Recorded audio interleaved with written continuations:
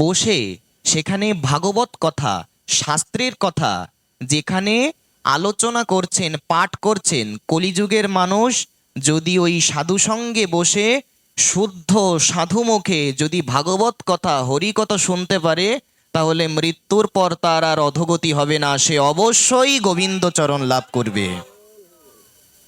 তার অধোগতি হবে না, তার নরকে যেতে হবে না, তার কোনো নরক গতির ভয় নেই, তিনি অবশ্যই গোবিন্দচরণ পাবেন। কতটা সহজ করে দিলেন কিনা।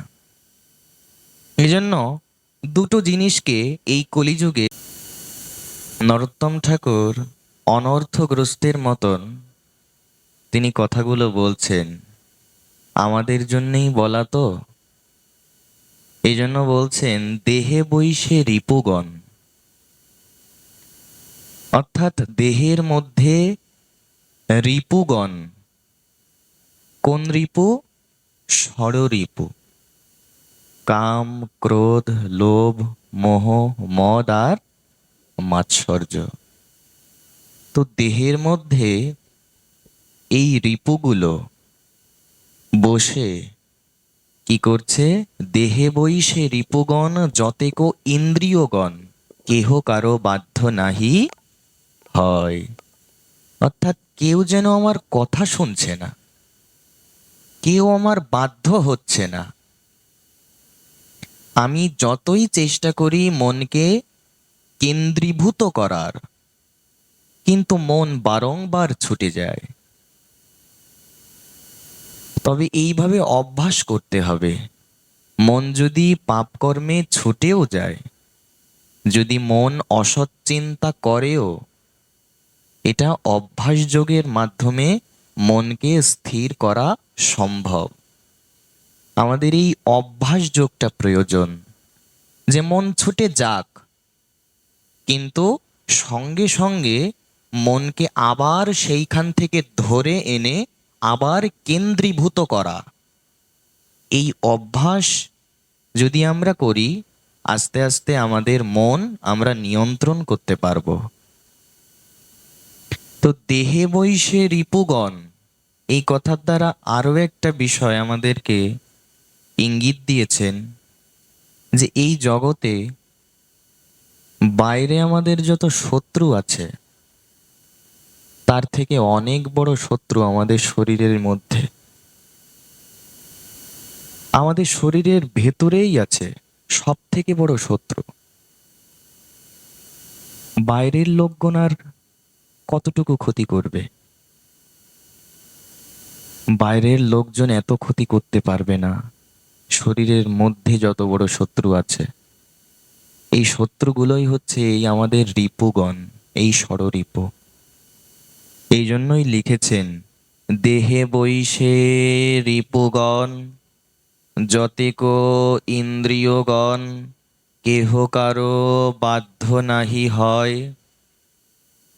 এই রিপুগুলো, এগুলো তো শত্রু, এইগুলো অনিচ্ছাকৃতভাবে আপনাকে পাপ কর্ম করিয়ে নেবে। আপনার হয়তো ইচ্ছা নেই, কিন্তু অনিচ্ছাবশত এই ভোগ, এই কাম, এই অসৎ প্রবৃত্তির এমন শক্তি যে আপনাকে বলপূর্বক আকর্ষণ করে নিয়ে যাবে ভোগের দিকে, ধ্বংসের দিকে। এমন শক্তি এই দেহের মধ্যে যেই শত্রুগুলো আছে, এই রিপুরূপী শত্রু, দেহে বৈশে রিপুগণ যতেকো ইন্দ্রিয়গণ, কেহ কারো বাধ্য নাহি হয়। এখানে আরো একটা বিষয় বুঝিয়েছেন, যে ইন্দ্রিয়গুলো হচ্ছে অবাধ্য। যদি আমরা ইন্দ্রিয়গুলোকে নিয়ন্ত্রণের চেষ্টা না করি, তাহলে এই ইন্দ্রিয়গুলো, এগুলো স্বতন্ত্র রূপে বিচরণ করবে। এই ইন্দ্রিয়গুলো, রিপুগুলো যদি স্বতন্ত্র হয়ে যায়, তাহলে এই শরীরের মধ্যে যেই শত্রুগুলো আছে, এই শত্রুগুলো আমাদের সর্বনাশ করে দেবে, আমাদেরকে দিয়ে পাপকর্ম করিয়ে নেবে, যদি আমরা সতর্ক না হই, যদি আমরা ভজনমুখী না হই, যদি আমরা কৃষ্ণ ভক্তিমুখী না হই, তাহলে ইন্দ্রিয়গুলো আমাদেরকে দিয়ে ভয়ঙ্কর পাপকর্ম করিয়ে নেবে। এই জন্য ভজনমুখী না হলে ইন্দ্রিয়গুলো চঞ্চল থাকে। চৈতন্য চরিতামৃত এই সিদ্ধান্ত দিয়েছেন, কৃষ্ণ ভক্ত নিষ্কাম অতএব শান্ত, ভক্তি মুক্তি সিদ্ধিকামী সকলই অশান্ত। যতদিন না পর্যন্ত আমরা গোবিন্দের ভক্তিপরায়ণ না হতে পারছি, যতদিন না পর্যন্ত মনটা গৌর গোবিন্দ মুখী না হচ্ছে, ততদিন পর্যন্ত মনটা অস্থির এবং চঞ্চলই থাকবে। এই অস্থির এবং চঞ্চল মনকে যদি শান্ত করতে হয়, যদি অনন্ত সুখের সাগরে যদি ডুবে যেতে হয়, তাহলে আমাদের জন্য আচার্যগণ রাস্তা বলে দিয়েছেন। কি রাস্তা? সংসার সিন্ধু তরণে यदि হৃদয়ং স্যাৎ সংকীর্তনামৃতরসে রমতে মনশ্চেৎ, প্রেমাম্বুধো বিহরণে यदि চিত্তবৃত্তি, চৈতন্য চন্দ্রচরণে শরণাং প্রয়াতু। শ্রীমৎ প্রবোধানন্দ সরস্বতী তার চৈতন্য চন্দ্রামৃতে জানিয়েছেন যে যদি এই জগতের সমস্ত দুঃখ কষ্টের ঊর্ধ্বে চলে যাও, যদি তুমি সমস্ত দুঃখ কষ্টের ঊর্ধ্বে যেতে চাও, যদি তুমি অনন্ত সুখ চাও, যদি তুমি সংকীর্তনামৃত রসে নিমজ্জিত হতে চাও, নিষ্ণাত হতে চাও, যদি তুমি প্রেমের রত্নাকরে, প্রেম রস রত্নাকরে যদি তুমি ডুবে যেতে চাও, যদি তুমি এই সংসার সমুদ্র থেকে অবলীলাক্রমে যদি তুমি উদ্ধার চাও, তাহলে একমাত্র তুমি গৌরাঙ্গের চরণেই আশ্রয় গ্রহণ করো। ওই চরণে শরণ নিলেই তুমি অনায়াসেই উদ্ধার লাভ করবে। এই জন্য চৈতন্য চন্দ্র চরণে শরণং প্রয়াতু। হে মন, তুমি সেই গৌর চরণেই শরণ গ্রহণ করো, গোবিন্দের চরণেই তুমি শরণাগত হও এবং হৃদয়ে দৃঢ় বিশ্বাস রাখো যে গোবিন্দই তোমাকে রক্ষা করবে। গোবিন্দই তোমার জীবনের একমাত্র উপজীব্য, তোমার জীবনের কেন্দ্রীভূত লক্ষ্য, তোমার জীবনের মূল লক্ষ্য ওই গোবিন্দ চরণ করো, তাহলে তোমার আর কোনো চিন্তা নেই। যতক্ষণ পর্যন্ত আপনি গোবিন্দ চরণে শরণাগত না হতে পারবেন, ততক্ষণই আপনার চিন্তা। কিন্তু আপনি যদি সম্পূর্ণরূপে গোবিন্দ চরণে শরণাগত হতে পারেন, আপনার আর কোনো চিন্তা থাকবে না। এই জন্য শরণাগতি নিতে বলছেন আমাদের। হরিভক্তি বিলাসের একাদশ বিলাসে বলছেন, আনুকূল্যস্য সংকল্পঃ প্রাতিকূল্যস্য বর্জনম, রক্ষিষ্যাতীতি বিশ্বাসো গোপ্তৃত্বে বর্ণম তথা, আত্মনিক্ষেপকর্পণ্যে ষড়বিধা শরণাগতি। এই 6 প্রকার শরণাগতি। কত প্রকার? 6 প্রকার। তার মধ্যে দৃঢ় বিশ্বাস করা যে গোবিন্দকে একমাত্র গোবিন্দ অবশ্যই আমাকে রক্ষা করবে, এ বিষয়ে দৃঢ় বিশ্বাসবদ্ধ হওয়া, এটা 6 প্রকার শরণাগতির মধ্যে একটা।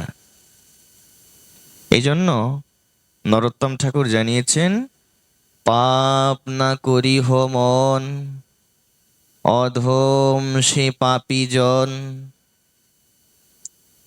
তারে মই দূরে পরিহরি। এই জন্য মন তুমি পাপ করো না, অসৎ চিন্তা করো না। যদি মনে পাপ অসৎ চিন্তা আসেও, তাহলে সঙ্গে সঙ্গে তুমি সেটা মন থেকে দূর করার চেষ্টা করো। যদি মন তোমার কোনো ভোগের দিকে ছুটে যায়, সঙ্গে সঙ্গে মনকে আবার সেখান থেকে ফিরিয়ে আনো, মনকে কেন্দ্রীভূত করো। না হলে আমাদের বেদান্ত খুব একটা তাৎপর্যপূর্ণ কথা বলেছেন। মনো এবা মনুষ্যানাম কারণা বন্ধমোক্ষয়ঃ। যদি প্রশ্ন করা হয় যে আমাদের বন্ধন এবং মুক্তির কারণ কি, অর্থাৎ কি করলে বন্ধন হয় আর কি করলে মুক্তি হয়, তো আমাদের বেদান্ত স্পষ্ট উত্তর দিয়েছেন যে তুমি যদি তোমার মনকে শুদ্ধ করতে পারো, তুমি যদি তোমার মনটা ভগবত চরণে দিয়ে দিতে পারো, যদি গোবিন্দ চরণে দিয়ে দিতে পারো, তাহলে অবশ্যই তোমার এই সংসার থেকে চিরমুক্তি হয়ে যাবে। এই সংসারে তোমাকে আর দ্বিতীয়বার আসতে হবে না। তুমি অবশ্যই গোবিন্দ চরণ লাভ করবে। কি করতে হবে? মনটা যদি গোবিন্দ চরণে দেওয়া যায়।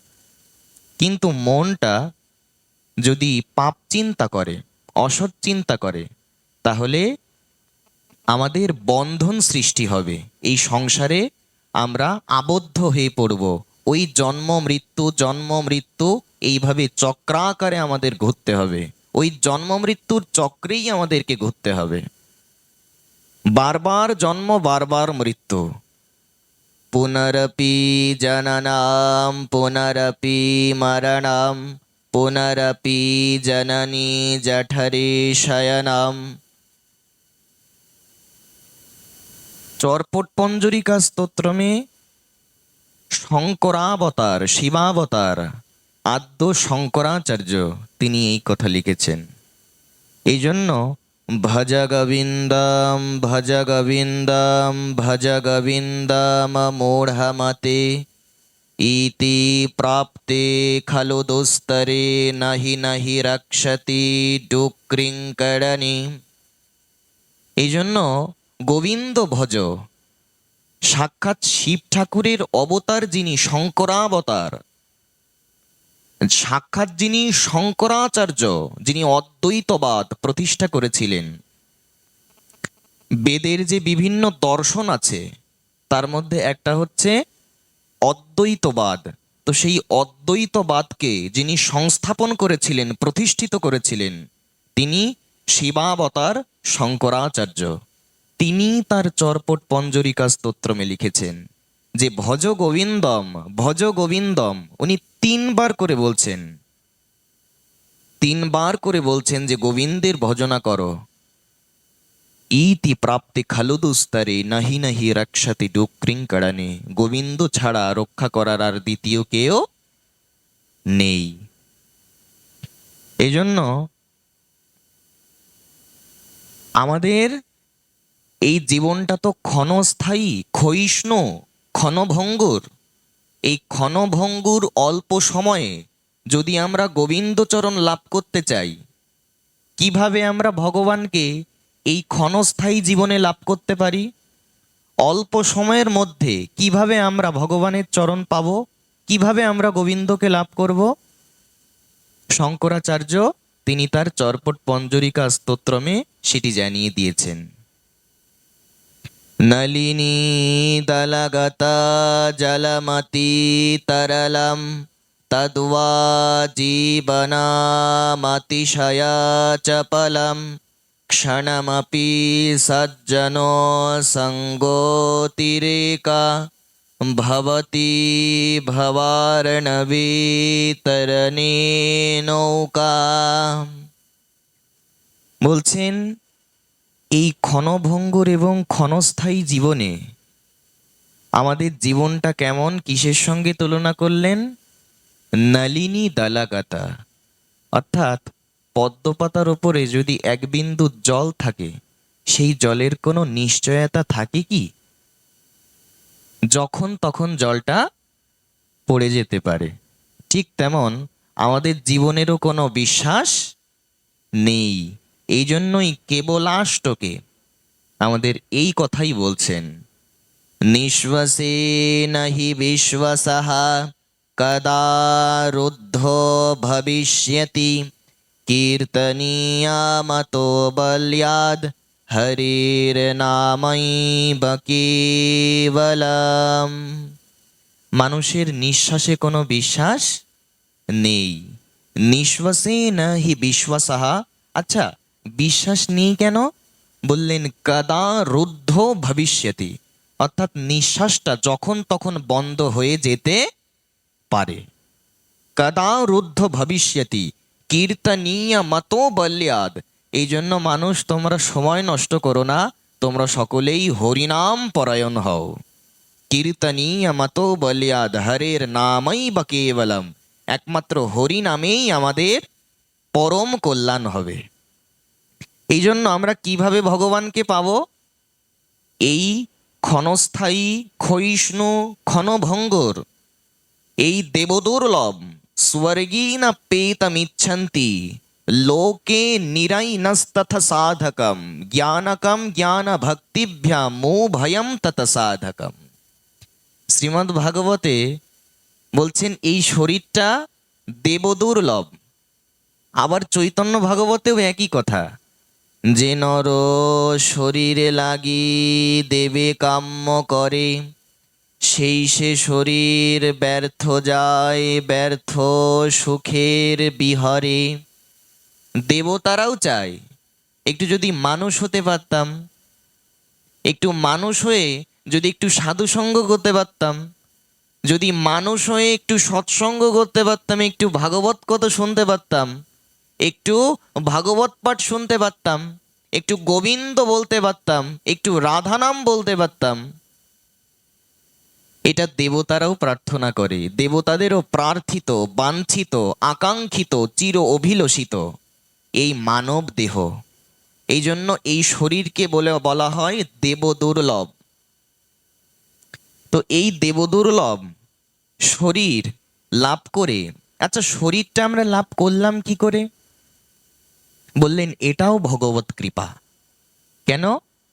নৃদেহমাদ্যাম সুলভম সুদুর্লভম প্লবম সুকল্পম গুরু কর্ণধরাম ময়ানুকূলেন নভস্বতিরিতম পুমান ভববধিং ন তরেৎ সাত্মহ। এই শরীরটা এই শ্লোকের মধ্যে একবার বলছেন শরীরটা সুলভ, আর একবার বলছেন দুর্লভ। আচ্ছা দুর্লভ কেন? দুর্লভ এ কারণেই, অত্র জন্মা সহস্রেষু সহস্রৈরপি পার্বতী কদাচিৎ লভতে জন্তুর্মানুষ্যম পুণ্য সঞ্চয়াৎ চতুরাশীতিলক্ষেষু শরীরেষু শরীরিরাম বিনা মানুষ্যং ন অন্যত্র তত্ত্বজ্ঞানন্তু লভ্যতে।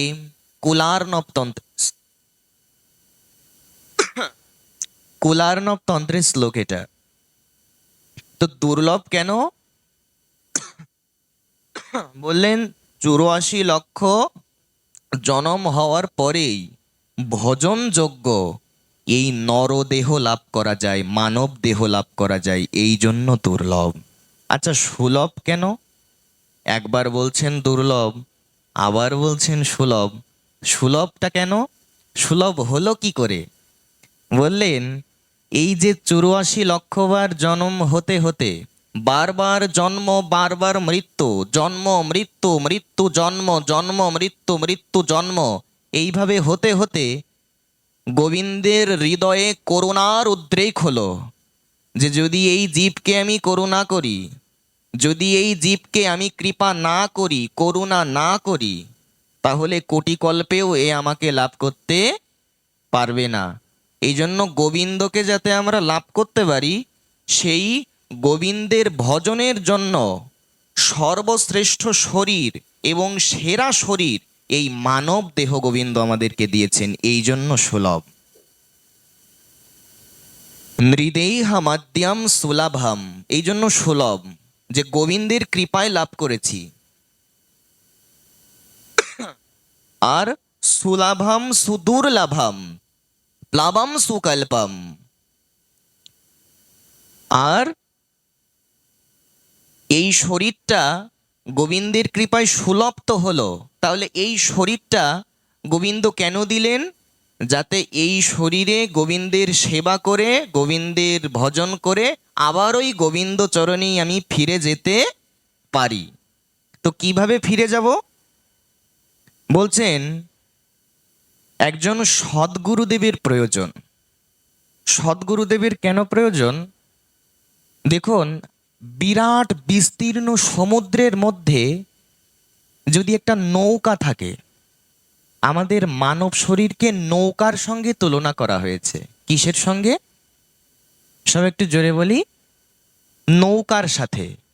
এখন বিরাট সমুদ্রে একটা নৌকা, নৌকায় কোনো মাঝি নেই। এখন নৌকাটা নিজের ইচ্ছায় সমুদ্রের তীরে পৌঁছাতে পারবে কি? একজন মাঝি প্রয়োজন কিনা? একটা বৈঠা প্রয়োজন কিনা? এখন সংসার সমুদ্রে আমাদের এই শরীরটাও তো পড়ে আছে নৌকা রূপে। এই সংসারে আমাদের শরীররূপী নৌকা ভাসছে। এখন এই নৌকাটা কিভাবে সমুদ্রের তীরে পৌঁছাবে, কিভাবে সমুদ্রের কূলে পৌঁছাবে? এখানে সমুদ্রের কূলে মানে কি, অর্থাৎ গোবিন্দ চরণে কিভাবে পৌঁছাবে? যদি এই প্রশ্ন হয়, তাহলে শ্রীমদ্ ভাগবত উত্তর দিচ্ছেন যে আমাদের শরীররূপী নৌকায় যদি আমরা একজন সদ্গুরুদেবের আশ্রয় নিতে পারি, সদ্গুরুদেবকেই মাঝি বলা হয়েছে, তো আমাদের শরীররূপী নৌকায় সদ্গুরুদেব রূপী যদি মাঝি একবার চলে আসে, আর বৈঠাটা কি, যদি সদ্গুরুদেবের আশ্রয় একবার নিতে পারি, তাহলে অবশ্যই আমি গোবিন্দের কৃপা পাবো। তো গোবিন্দের কৃপাটাই হচ্ছে বৈঠা, ভগবত কৃপা, ওইটাই হচ্ছে অনুকূল বাতাস। দেখবেন নদীর একদিকে অনুকূল স্রোত থাকে, আর একদিকে প্রতিকূল স্রোত। তো নদীর অনুকূল স্রোতে যাওয়ার জন্য যে অনুকূল বাতাসটা প্রয়োজন, যে অনুকূল স্রোতটা প্রয়োজন, যে অনুকূল গতিটা প্রয়োজন, সেটা কি? এটাই ভগবত কৃপা। তো গুরুদেবের আশ্রয় যদি একবার নিতে পারি, আমাদের শরীররূপী নৌকায় যদি গুরুরূপী মাঝি একবার চলে আসে, আর আমরা যদি সেই শ্রী গুরুদেবের আনুগত্যে, গুরুদেবের আদেশ কায়মন বাক্যে পালন করতে পারি, তাহলে শ্রী গুরু মহারাজ অবশ্যই আমাদেরকে গোবিন্দ চরণে পৌঁছে দেবেন, এতে কোনো সংশয় নেই। আমরা অনায়াসেই, নিঃসন্দেহে আমরা গোবিন্দ চরণ লাভ করব।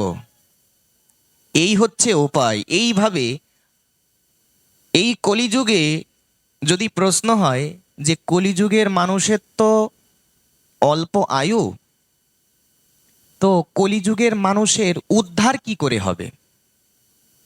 এটা অনেকের প্রশ্ন। কলিযুগের মানুষের মুক্তি কি করে হবে, উদ্ধার কি করে হবে? সহজ রাস্তা কি, সহজ উপায় কি? এর উত্তরও আমাদের শাস্ত্র বলে দিয়েছেন।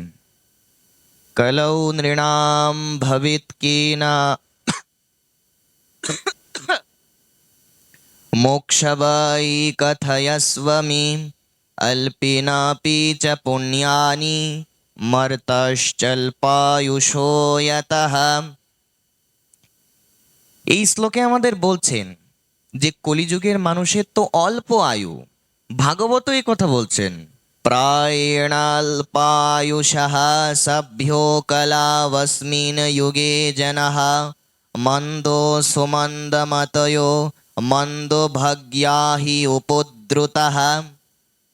কলিযুগের মানুষের অনেকগুলো বৈশিষ্ট্য আছে। যেমন বলছেন কলিযুগের মানুষের অনেক রোগ ব্যাধি থাকবে।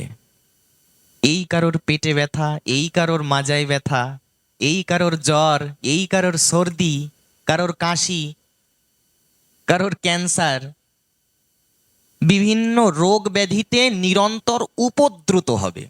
সমাক্রান্ত হবে কলিযুগের মানুষ। আর বললেন কলহ প্রিয় হবে, গন্ডগোল প্রিয়। আর অল্পায়ু, অল্প আয়ু হবে। গড় আয়ু 100 বছর ধরা হয়েছে, কেউ কেউ একটু বেশিও বাঁচবে, 100 বছরের বেশিও অনেকে এরকম আয়ু আছে যাদের বয়স 100-ও বেশি, কিন্তু গড় আয়ু ধরা হয়েছে 100 বছর। তো অল্প আয়ু আর কি, অল্প মেধা। তো এই অল্প আয়ু নিয়ে তারা কিভাবে ভগবানকে লাভ করবে, কিভাবে তারা উদ্ধার হবে, এর পরের শ্লোকেই তার উত্তর দিয়েছেন। কি উত্তর? সাধু সঙ্গাদ ভবেদ বিপ্রা শাস্ত্রাণং শ্রবণং প্রভো হরি ভক্তি ভবেত তস্মাৎ ততো জ্ঞানম ততো গতিঃ। এই শ্লোকগুলো পদ্ম পুরাণের। এই শ্লোকের অর্থ কি? বলছেন এই কলিযুগের মানুষের তো অল্পায়ু, তো এই অল্প জীবনে, জীবনের যে সময়টা এটা তো খুবই অল্প। তো এই অল্প সময়ে কিভাবে মানুষ ভগবত চরণ লাভ করবে, কিভাবে গৌর গোবিন্দ চরণ লাভ করবে? এই কলিযুগের মানুষ যদি যেখানে ভাগবত পাঠ হচ্ছে সেখানে যেতে পারে, যেখানে শুদ্ধ সাধু মুখে যেখানে ভাগবতের কথা হচ্ছে, যেখানে ভক্তি শাস্ত্রের কথা আলোচনা হচ্ছে, ভাগবত আলোচনা, শাস্ত্রালোচনা যেখানে হচ্ছে, যেখানে অনেক সাধুগণ এসে সম্মিলিত হয়েছেন, একত্রিত হয়েছেন, তো যেখানে সাধুগণ উপস্থিত হয়েছেন এবং সাধুগণ বসে সেখানে ভাগবত কথা, শাস্ত্রের কথা যেখানে আলোচনা করছেন, পাঠ করছেন, কলিযুগের মানুষ যদি ওই সাধু সঙ্গে বসে শুদ্ধ সাধু মুখে যদি ভাগবত কথা, হরি কথা শুনতে পারে, তাহলে মৃত্যুর পর তার আর অধোগতি হবে না, সে অবশ্যই গোবিন্দচরণ লাভ করবে। তার অধোগতি হবে না, তার নরকে যেতে হবে না, তার কোনো নরক গতির ভয় নেই, তিনি অবশ্যই গোবিন্দচরণ পাবেন। কতটা সহজ করে দিলেন কিনা। এজন্য দুটো জিনিসকে এই কলিযুগে, কটা জিনিস? প্রথমত এই হরি কথা, এই ভাগবত কথা, ভাগবত পাঠ, আর দ্বিতীয় হচ্ছে হরি নাম। বৃহন্নারদীয় পুরাণ এই সিদ্ধান্তই দিয়েছেন। কি বলছেন? হরের নামাইব নামাইব নামাইব মম জীবনম কলৌ নাস্তিয়েবা নাস্তিয়েবা নাস্তিয়েবা গতিরন্যথা। দেখবেন এই শ্লোকটা একটু ভিন্নভাবে অনেক জায়গায় লেখা থাকে, কিন্তু সংস্কৃতের যে মূল এডিশন, যে মূল সংস্করণ, সেইখানে শ্লোকটা এইভাবে লেখা আছে। তো এখানে একই কথা 3বার করে রিপিট করা হয়েছে। কতবার? 3বার। দেখবেন কোনো কথার যদি বেশি গুরুত্ব দিতে হয় তাহলে সেই কথাটা রিপিট করা হয়। 3বার করে রিপিট করেছেন যে কলিযুগে মানুষের হরিনাম ছাড়া কোনো গতি নেই, গতি নেই আর গতি নেই। এই জন্য হরিনাম আর হরি কথাকে যদি কেউ নিষ্কপটে আশ্রয় করতে পারে, যদি কেউ হরিনাম আর হরি কথায় যদি কেউ সমস্ত অহংকার, অভিমান, অসৎসঙ্গ, অসৎ জ্ঞান ছাড়ি ভজ গুরু পাদ পদ্ম, করো আত্মনিবেদন দেহ গেহ পরিজন, গুরু বাক্য পরম মহত্ব। প্রেমভক্তি চন্দ্রিকায় বলছেন, যদি কেউ সমস্ত অহংকার, অভিমান, অসৎসঙ্গ, অসৎ জ্ঞান, সমস্ত কপটতা পরিত্যাগ করে, মাৎসর্য পরিত্যাগ করে যদি কেউ হরিনাম আর হরি কথাকে আশ্রয় করতে পারে, তাহলে মৃত্যুর পরে তাকে আর নরকে যেতে হবে না, তিনি অবশ্যই ভগবৎচরণ লাভ করবেন, এতে কোনো সন্দেহ নেই। কত সহজ করে দিয়েছেন কলিযুগের মানুষের জন্য। এই জন্য নরোত্তম ঠাকুরের কথাটা আমরা একটু অনুভব করার চেষ্টা করি, পাপ না করিহ মন, অধম সে পাপী জন, তারে মই দূরে পরিহরি। এই জন্য দেখুন, আমাদের আচার্যগণ, আমাদের গোস্বামীগণ, যেমন প্রেমানন্দ ঠাকুর, তিনি মনোশিক্ষা লিখেছেন। যেমন রঘুনাথ দাস গোস্বামী মনোশিক্ষা লিখেছেন। মনোশিক্ষা মানে মনকে বোঝানো। আগে বাইরে সাধু হওয়ার আগে আগে নিজের মনকে বোঝানো যে মন, তুমি কপটতা করার জন্য এই মালা তিলক নিও না। তুমি আগে মানসিকভাবে একটু পরিবর্তন হও এবং তুমি মানসিকভাবে তোমার স্বভাব এবং চরিত্র পরিবর্তনের চেষ্টা করো। না হলে মানসিকভাবে পরিবর্তনের চেষ্টা না করলে বাহ্যিকভাবে এই বেশটা নেওয়ার পরেও আমাদের বিভিন্ন অপরাধ হয়ে যায়। কিন্তু যদি মনকে আগের থেকে বোঝানো যায় যে মন, তুমি এই অসৎ কাজটা করবে না, এটা শাস্ত্রে নিষেধ করা হয়েছে। কারণ তুমি যদি অসৎ কাজ করো, তুমি যদি অশাস্ত্রীয় কাজ করো, তাহলে মৃত্যুর পরে তোমার অধোগতি হবে, তুমি সদ্গতি পাবে না। তস্মাৎ শাস্ত্রম প্রমাণম তে করিয়া করিয়া ব্যবস্থিত জ্ঞাত্বা শাস্ত্র বিধানোক্তম কর্ম কর্তুমিহর্হসি। অর্থাৎ মন, তুমি কি করবে আর কি করবে না এটা ঠিক করে দেবে শাস্ত্র। তো তুমি আগে শাস্ত্র জানো, শাস্ত্র পড়ো, সাধু শাস্ত্র গুরু বাক্য চিত্তেতে করিয়া ঐক্য, সতত ভাসিব প্রেম মাঝে। যদি কেউ সেই সুখের সাগরে ডুবতে চায়, অনন্ত সুখ, অনন্ত শান্তি, তাহলে তার জন্য উপায় কি বলছেন?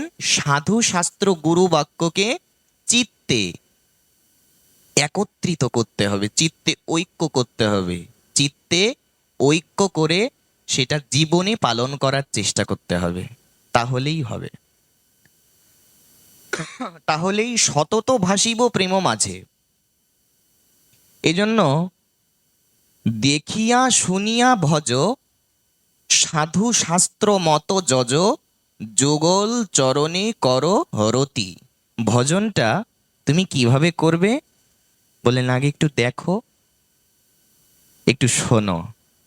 শোনো মানে একটু শাস্ত্র শোনো, একটু ভাগবত পাঠ শোনো।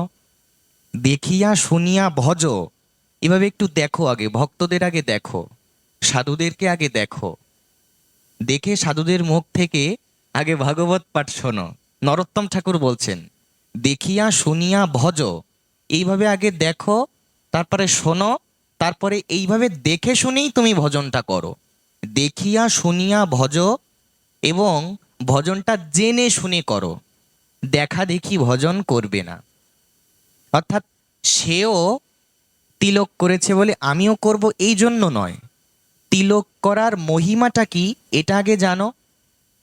তিলক করলে কি হয়, গলায় মালা পরলে কি হয়, একটু মহিমাটা শাস্ত্রের থেকে জানার চেষ্টা করো। আচ্ছা, তুমি জানবে কেন যদি প্রশ্ন হয়, জানতে হবে কেন? না জানে যদি তিলক কিংবা মালা করা হয় তাহলে কি ফল হবে না?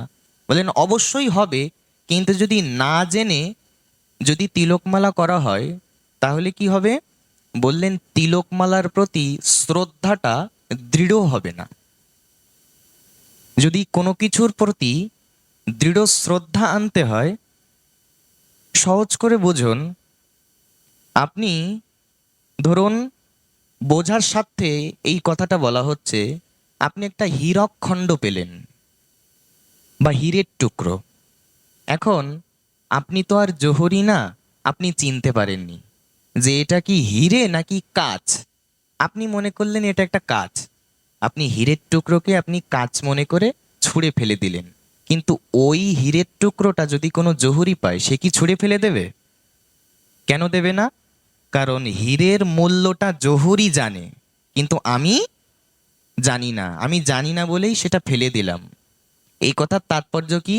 যদি আপনি ওই জহুরির মতন জানেন যে তিলকমালা, জহুরি যেমন হীরের মহিমা জানে, আপনিও যেমন, আপনি যদি শাস্ত্রের থেকে সাধু মুখে শুনে হোক আর নিজে পড়ে হোক, আপনিও যদি জানতে পারেন যে তিলকমালার মহিমা কি, তাহলে তিলকমালার প্রতি আপনার অগাধ শ্রদ্ধা হবে। আর যদি তিলকমালায় অগাধ শ্রদ্ধা হয়, তাহলে আপনি অবশ্যই ভজনে এগিয়ে যাবেন। এই জন্য বলা হয়েছে, দেখিয়া শুনিয়া জানিয়া শুনিয়া ভজ, সাধু শাস্ত্র মতো যজ। আচ্ছা, ভজনটা কিভাবে করবে? নিজের যেমন ভালো লাগছে সেইভাবে নয়, যেমনটা শাস্ত্রে লেখা আছে সেইভাবেই ভজন করবে। জানিয়া শুনিয়া ভজ, সাধু শাস্ত্র মতো যজ। এখন শাস্ত্র এক কথা বলছে আর সাধু আর এক কথা বলছে, আপনি কোনটা মানবেন? নরোত্তম ঠাকুর প্রথমেই এই সংশয় দূর করে দিয়েছেন। বললেন সাধু শাস্ত্র গুরু বাক্য এই তিনটে কখনো আলাদা হবে না, এই তিনটে এক হবে। শাস্ত্র যা বলবে গুরুদেবও তাই বলবে, সাধুও তাই বলবে। গুরুদেব কিংবা সাধু বানিয়ে কিছু বলবে না। যদি সাধু কিংবা শাস্ত্র বানিয়ে কিছু, মন গড়া কিছু বলে, তাহলে সেটা গ্রহণ করা যাবে না, সেটা গ্রহণীয় নয়। কেন জানেন? অনেকেই জানতে চান, কিংবা অনেকের প্রশ্ন যে গুরুদেব আমাকে একটা অশাস্ত্রীয় আজ্ঞা করেছেন, এখন আমি যদি গুরু আজ্ঞা পালন না করি, আমাকে তো নরকে যেতে হবে, আমার তো পাপ হবে। তাহলে গুরুদেব বলছেন গুরুবাক্য তো বলগান, গুরুবাক্য বলবান, এবং গুরুবাক্যকে বেদবাক্য বলা হয়। তো গুরুদেব আমাকে অশাস্ত্রীয় কথা বলছেন, আমি কি সেটা মানব? গুরুবাক্য তো বেদবাক্য।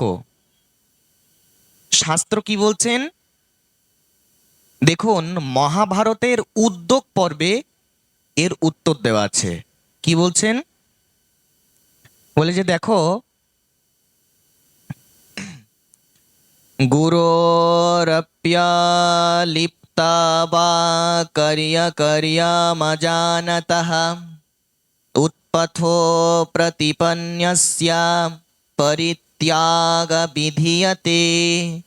যদি গুরুদেব কিংবা কোনো সাধু তোমাকে শাস্ত্রের বাইরে কোনো কথা বলে, শাস্ত্র বহির্ভূত কোনো কথা বলে, তাহলে সেটা তুমি কখনোই পালন করবে না।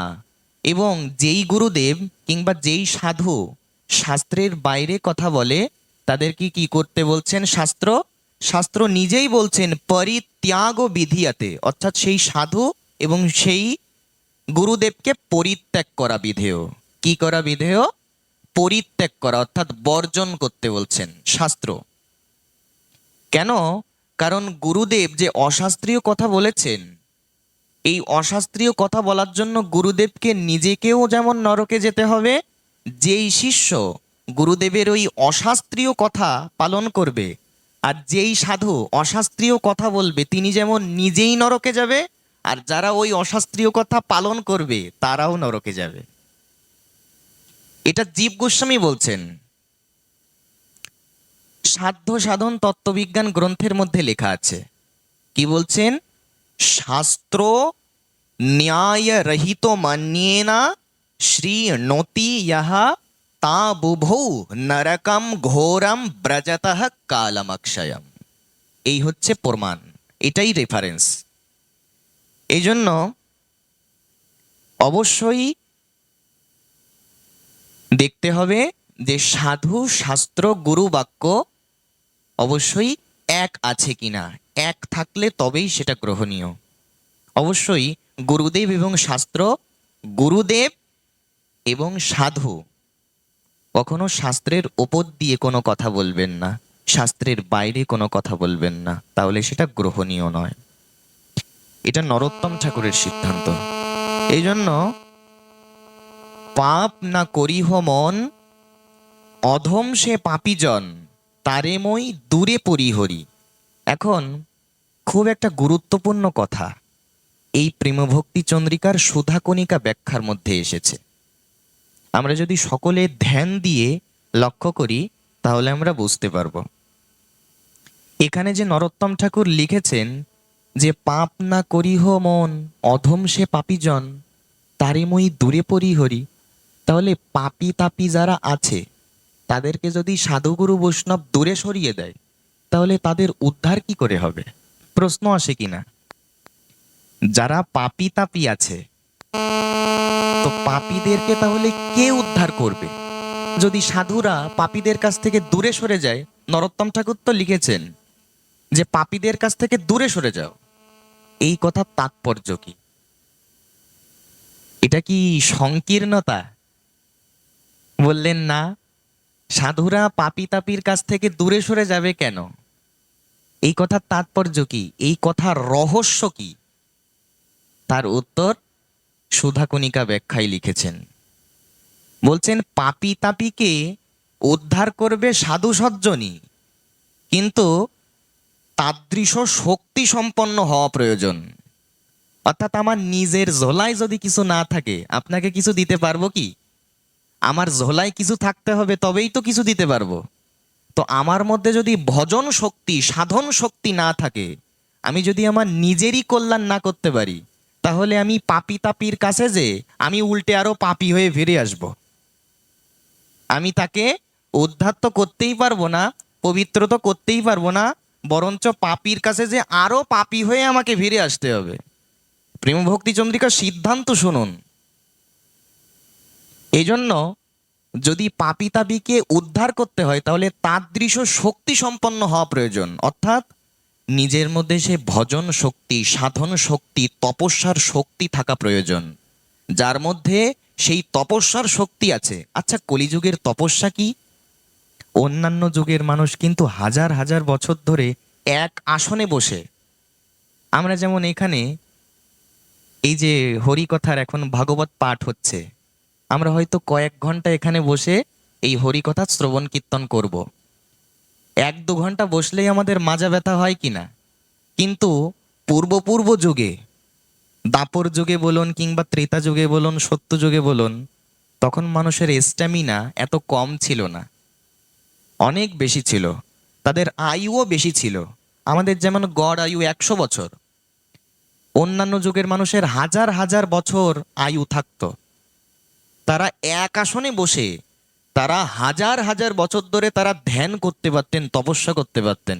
কিন্তু কলিযুগের মানুষের তপস্যা কি? যদি এই প্রশ্ন কেউ জিজ্ঞাসা করে যে কলিযুগের মানুষের তপস্যা কি, ভগবানকে লাভ করতে গেলে তো একটু ভজন সাধন করতে হবে, একটু তপস্যা করতে হবে, তো কলিযুগের তপস্যা কি?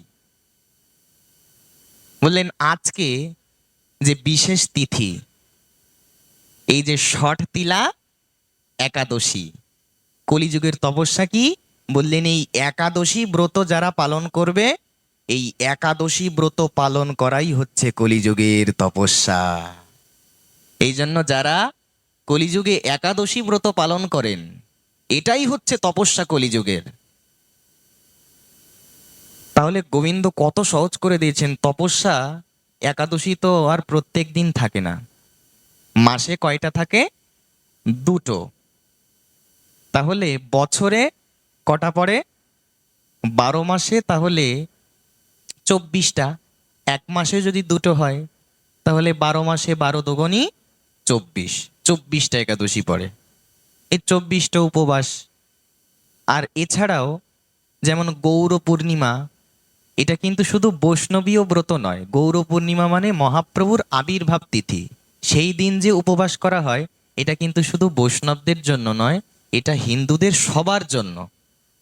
কোন কোন ব্রত একাদশী বাদে, একাদশী বাদেও আরো কিছু কিছু ব্রত আছে, এগুলো হিন্দুদের সবার করণীয়। যেমন গৌর পূর্ণিমা, কৃষ্ণ জন্মাষ্টমী, রাধাষ্টমী, অদ্বৈত সপ্তমী, নিত্যানন্দ ত্রয়োদশী, নৃসিংহ চতুর্দশী, শিব চতুর্দশী, এরকম এই সবগুলোই কিন্তু সনাতনীদের সকলেরই পালনীয় কর্তব্য। এগুলো শুধু বৈষ্ণবদের পালনীয় নয়। তো এরকম সব মিলিয়ে ওই 30টা থেকে 35টা মতন উপবাস এক বছরে পড়ে। 365 দিনের মধ্যে মাত্র 30টা 35টা উপবাস করা অসম্ভব কি? এই 30 বা 35 দিন যে উপবাস করা হয়, এইটাই কলিযুগের সর্বশ্রেষ্ঠ তপস্যা, এই উপবাস ব্রত পালন করা। আচ্ছা, যদি কেউ প্রশ্ন করে এটা তপস্যা, এই কথা কে বলল? অনেকেই অনেক প্রশ্ন করেন। এটা বিশ্বনাথ চক্রবর্তী মাধুর্য কাদম্বিনী রাগবট্ম চন্দ্রিকার মধ্যে লিখেছেন, সেখানে লেখা আছে। এই জন্য এই কলিযুগের আজ আপনারা অনেকেই এই তপস্যা আজকে করেছেন। এই যে ষটতিলা একাদশী, আজ কিন্তু শুধু একাদশীই নয়, আজ কিন্তু বিশেষ একটা দিন এবং তিথিও বটে। আজ কিন্তু মকর সংক্রান্তি, একে পৌষ সংক্রান্তিও বলে। অর্থাৎ সংক্রান্তি মানে মাসের শেষ দিন, তাকেই বলে সংক্রান্তি। পৌষ মাসের শেষ দিন, তাই পৌষ সংক্রান্তি, একেই মকর সংক্রান্তি বলে। আর মকর কেন বললেন? এই দিনেই সূর্যদেব মকর রাশিতে প্রবেশ করে, এই জন্য মকর সংক্রান্তি। এবং আজকের এই দিন থেকেই উত্তরায়ণ শুরু হয়। একটা হচ্ছে উত্তরায়ণ আর একটা হচ্ছে দক্ষিণায়ন, এই দুটো বিষয়। উত্তরায়ণে 6 মাস আর দক্ষিণায়নে 6 মাস। আচ্ছা, উত্তরায়ণ দক্ষিণায়ন এগুলো আবার কি?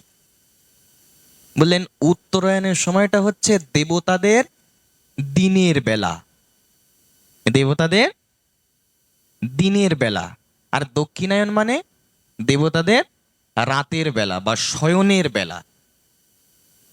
যে পিতামহ ভীষ্ম, তিনি যে শরশয্যায় ছিলেন, এতদিন অপেক্ষা কেন করেছিলেন? এই উত্তরায়ণের জন্যই। কারণ উত্তরায়ণে যদি কেউ দেহত্যাগ করে, কিংবা উত্তরায়ণে যদি কারোর মৃত্যু হয়, তার অধোগতি হয় না, তিনি স্বর্গে গমন করেন। এই জন্য পিতামহ ভীষ্ম, যিনি দ্বাদশ মহাজনান্তর্গত, দ্বাদশ মহাজনের একজন, স্বয়ম্ভুর নারদো শম্ভু কুমার কপিলো মনো প্রহ্লাদ জনকো ভীষ্ম, এইখানে আন্ডার কোটেশন, প্রহ্লাদ জনকো ভীষ্ম বলির বয়া সকির বয়ম, ভাগবতে ষষ্ঠ স্কন্ধে বলছেন। সেই দ্বাদশ মহাজনের একজন ভীষ্মদেব এই উত্তরায়ণের জন্যই অপেক্ষা করছিলেন। এই জন্য যাই হোক, আজকের এই তিথি তো, যেই দিনের যেই তিথি, সেটা একটু স্পর্শ করা উচিত, তাই একটু বললাম। এখন দেখুন, খুব একটা গুরুত্বপূর্ণ বিষয় অনেকেরই প্রশ্ন থাকে যে শ্রীমদ্ ভগবদ গীতায় লেখা আছে, अपि चेत् सुदुराचारो भजते माम अनन्य भाग साधुरेव समन्तव्यः सम्योग व्यावसितो हि सः। শ্রীমদ্ ভগবদ গীতার এই শ্লোকটা দেখে অনেকে বলেন যে ভগবদ গীতার এই শ্লোকে নাকি পাপ করার বিধান দিয়েছে, এই শ্লোকে নাকি অনাচার করার, দুরাচার করার বিধান দিয়েছে, সার্টিফিকেট দিয়েছে, অনুমোদন দিয়েছে। আচ্ছা, শাস্ত্র কখনো পাপ করার অনুমোদন দেয় কি? একটা হাস্যকর কথা কিনা। আচ্ছা, কেন বলে কথাটা?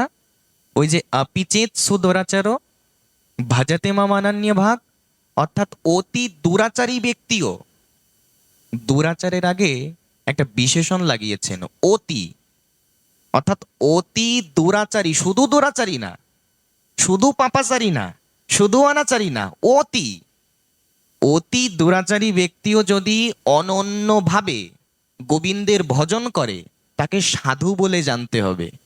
এখন ওই যে প্রথমে বলে দিয়েছেন অতি দুরাচারী, তাহলে অতি দুরাচারও করব, আবার গোবিন্দ ভজনও করব, বিষয়টা কি তাই? তা তো না। এখন তাও তো না, আর এ তো না। প্রেম ভক্তি চন্দ্রিকার সুধাকণিকা ব্যাখ্যায় এর কিন্তু স্পষ্ট সমাধান লিখেছেন। তাহলে এই শ্লোকের সমাধান কি? এই শ্লোকে আমাদেরকে পাপ করার অনুমোদন দেননি, পাপ করার সার্টিফিকেট দেননি। কেন? কারণ ওর পরের শ্লোকেই ওর উত্তর। কি উত্তর? ক্ষিপ্রাম ভবতি ধর্মাত্মা শাশ্বত শান্তিম নিগচ্ছতি কৌন্তেয় প্রতি জানিহি নমে ভক্ত প্রণশ্যতি। অর্থাৎ কোনো ব্যক্তি যদি তার প্রথম জীবনে অতি দুরাচারীও হয়, আমার ভজন করতে করতে ক্ষিপ্রম ভবতি ধর্মাত্মা, অর্থাৎ অতি দ্রুতই সে সমস্ত অনাচার, সমস্ত পাপাচার, সমস্ত দুরাচার পরিত্যাগ করে আমার ভক্ত যেন আমার শুদ্ধ ভক্তির শরণ নিয়ে নেয়। এই জন্য শ্রীমদ্ ভগবদ গীতার এই পরের শ্লোকের এই সমাধান দিয়ে দিয়েছেন যে আমি আমার ভক্তকে পাপ করার বিধান দিইনি। আমি ভক্তকে বোঝাতে চেয়েছি যে তুমি যদি তোমার, আচ্ছা কলিযুগের মানুষ আমরা যে পাপাচারী হব, এটা বিচিত্র কোনো ব্যাপার কি? এটা অস্বাভাবিক কোনো বিষয় কি? কলিযুগের মানুষ তো এমনিতেই পাপাচারী। পাপ কর্ম আমরা যে করছি, পাপ কর্ম করেছি, এটা অস্বাভাবিক কিছু নয়, এটা স্বাভাবিক বিষয়। তো গোবিন্দ আমাদেরকে বলছেন যে আমি জীবকে এই পাপ করার বিধান দিইনি। কোনো ব্যক্তি যদি তার প্রথম জীবনে সে যদি নাস্তিক থাকে, নাস্তিক মানে যে কোনো শাস্ত্রও মানে না, যে কোনো ভগবান টগবান ঈশ্বর ফিশ্বর কিছু মানে না, তাকেই বলে নাস্তিক। তো কোনো ব্যক্তি যদি প্রথমে নাস্তিক থাকে, সে যদি অভক্ত থাকে, তো তার যত পাপ, তার যত অনাচার, দুরাচার, পাপাচার, এইগুলো থেকে সে যদি ভাগবত পাঠ শোনে, সে যদি সাধুসঙ্গ করে, তো ভাগবত পাঠ শুনে আর সাধুসঙ্গের দ্বারা অতি দ্রুতই যাতে তার ওই পাপাচার দুরাচার দূরীভূত হয়ে যায়, এইটাই হচ্ছে এই শ্লোকের মূল অর্থ।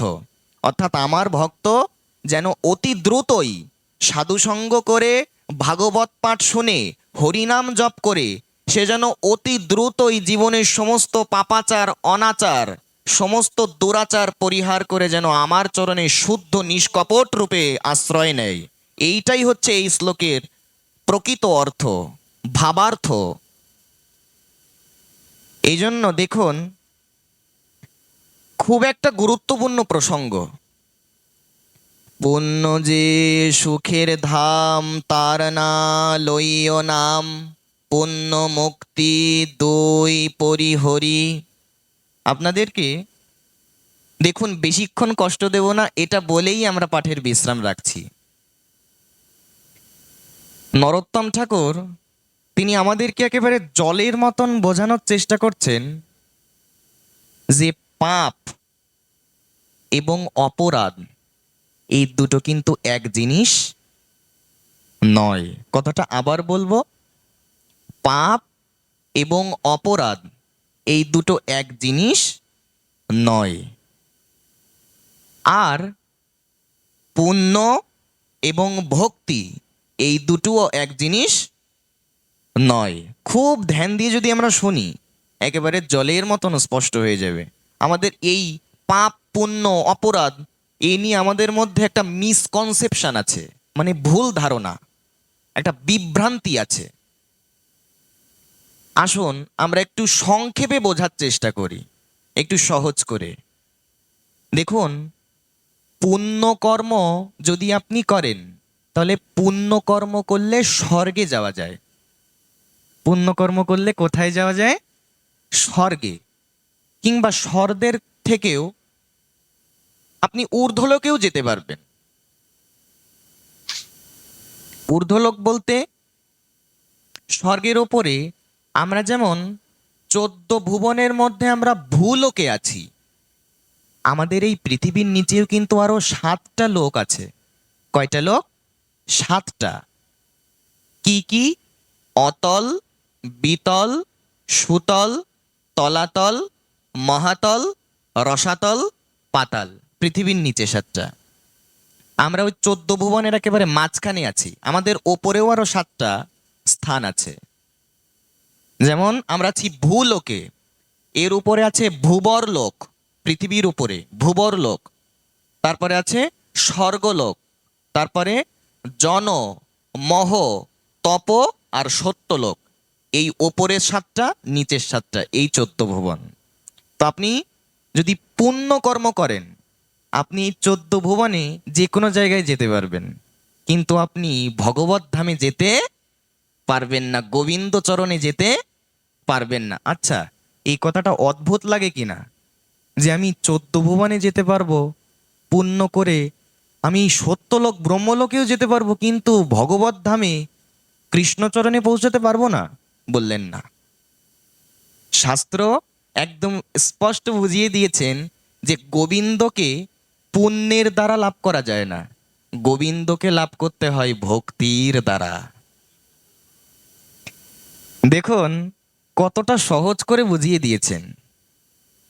আচ্ছা, ভক্তিটা আরো সহজ করে বুঝিয়ে দিয়েছেন যে কৃষ্ণকে যদি কেউ লাভ করতে চাও, কৃষ্ণ মানে সনাতন ধর্ম তো একেশ্বরবাদী, একমেবা দ্বিতীয়ম একম সদ বিপ্র বহুধা বদন্ত্যমগ্নিম। আমাদের 4টা বেদের মধ্যে যে ঋগ্বেদ, সেই ঋগ্বেদের কথা এগুলো, সেই ঋগ্বেদের মন্ত্র, যে একেশ্বরবাদী সনাতন ধর্মের একমাত্র ঈশ্বর যে শ্রীকৃষ্ণ,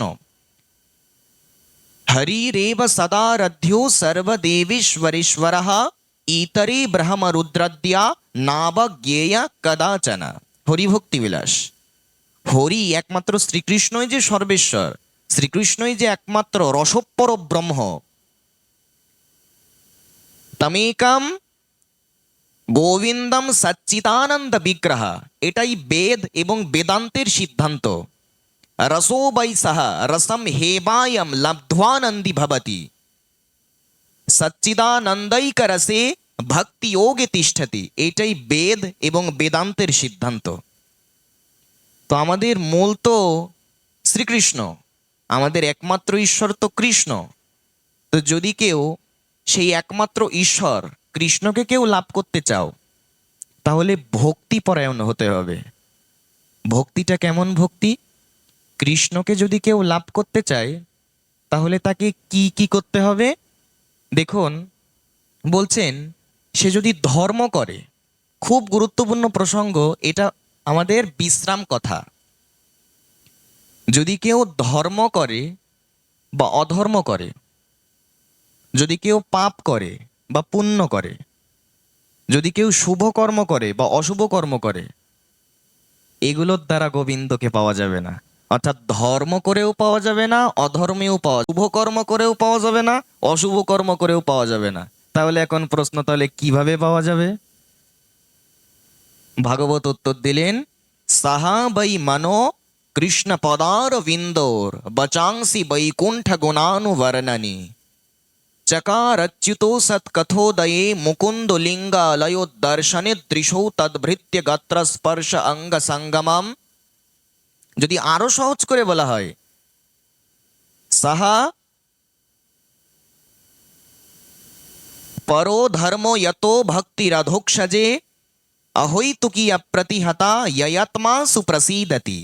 সহ বৈ পুংসম পরো ধর্ম যতো ভক্তিরধোক্ষজে অহৈতুকীয় প্রতিহতা ययत्मा সুপ্রসীদতি। এটার মানে কি? অর্থাৎ গোবিন্দকে যদি লাভ করতে হয়, তাহলে ধর্মেও পাওয়া যাবে না, অধর্মেও পাওয়া যাবে না, পাপেও পাওয়া যাবে না, পুণ্যেও পাওয়া যাবে না, শুভ কর্মেও পাওয়া যাবে না, অশুভ কর্মেও পাওয়া যাবে না। গোবিন্দকে পেতে হবে পরম ধর্মে। ওই পরম ধর্মই হচ্ছে পরাভক্তি। আর পরাভক্তি কি জিনিস? বললেন, সমস্ত পাপ পুণ্যের আকাঙ্ক্ষা বর্জন করে, সমস্ত পুণ্য কর্ম বর্জন করে, সমস্ত অশুভ কর্ম পাপ কর্ম বর্জন করতে হবে। যেমন 2জন ব্যক্তির কথা চৈতন্য চরিতামৃতে খুব বিশেষ করে লেখা আছে, যে 2জন ব্যক্তি কোনোদিন কৃষ্ণ পাবে না। কে কে? জিহ্বার লালসে যেই ইতিউতি ধায় শিষ্ণদর পরায়ণ কৃষ্ণ নাহি পায়। 2জন ব্যক্তি কোনোদিন কৃষ্ণ পাবে না। এক হচ্ছে যার জিহ্বার লালসা আছে, জিহ্বার লালসা মানে এই রেসিপি না হলে, এই আইটেম না হলে আমি খেতে পারি না, আমাকে এই আইটেম দিতেই হবে, না হলে আমি খেতে পারবো না। তো যাদের এইরকম লালসা আছে, খাওয়ার লালসা, জিহ্বার লালসা, তো তারা কোনোদিন কৃষ্ণ পাবে না। যাদের আহার শুদ্ধ হয়নি, একদম সহজ কথা, অর্থাৎ সকলকেই যে গোবিন্দকে নিবেদন করে, মহাপ্রভুকে নিবেদন করে সকলকেই যে প্রসাদভোজী হতে হবে, এইটাই তার প্রমাণ দিচ্ছেন। চৈতন্য চরিতামৃতে লেখা আছে, আর দ্বিতীয় জনকে বললেন শিষ্ণ দর পরায়ণ কৃষ্ণ নাহি পায়। অর্থাৎ যে নিজের জিহ্বাকে নিয়ন্ত্রণ করতে পারে না, আর যে নিজের জননেন্দ্রিয়কে নিয়ন্ত্রণ করতে পারে না, শুধু এই দুটো অঙ্গ, বিশেষ করে এই দুটো মহাশত্রু, কৃষ্ণ প্রাপ্তির মহাবাধা, এই রসনেন্দ্রিয় আর জননেন্দ্রিয়, এই দুটোকে যদি নিয়ন্ত্রণ করা যায়, এই দুটোকে নিয়ন্ত্রণ করে যদি কেউ গুরু বৈষ্ণবের আনুগত্যে চলে, তাহলে অবশ্যই সে কৃষ্ণ পাবে। এখন আমাদের যে মূল সার কথা, সেটা কি? গোবিন্দের চরণে শরণাগতি নেওয়াটাই হচ্ছে পরম ধর্ম, এটাই হচ্ছে পরাভক্তি। কিন্তু গোবিন্দকে বাদ দিয়ে আমরা অন্যান্য যেই সমস্ত কাজ, অন্যান্য যত দান ধ্যান, অন্যান্য যত সৎকর্ম, ওইগুলো করলে পুণ্য হবে, কিন্তু পুণ্যটাও শুদ্ধ ভক্তির বাধা। যদি আপনি পুণ্য করেন, পুণ্য কর্মটাও শুদ্ধ ভক্তির বাধা। কৃষ্ণ ভক্তির বাধক যত শুভাশুভ কর্ম, সেহ জীবের এক অজ্ঞানতম ধর্ম। চৈতন্য চরিতামৃতে লেখা আছে, শুভ কর্মটাও শুদ্ধ ভক্তির বাধা, অশুভ কর্মটাও বাধা, ধর্মটাও বাধা, অধর্মও বাধা, পাপটাও বাধা, পুণ্যটাও বাধা। তাহলে কি করতে হবে? একমাত্র সমস্ত কিছু পরিত্যাগ করে সর্বধর্মান পরিত্যজ্য মাম একম শরণং ব্রজ অহং ত্বম সর্ব পাপেভ্যো মোক্ষয়িষ্যামি মা শুচা। এখন যদি আপনারা প্রশ্ন করেন, তাহলে যদি ধর্মও ছেড়ে দিই, যদি পুণ্যকর্মও ছেড়ে দিই, যদি সৎকর্মও ছেড়ে দিই, তাহলে আমাদের পাপ হবে না?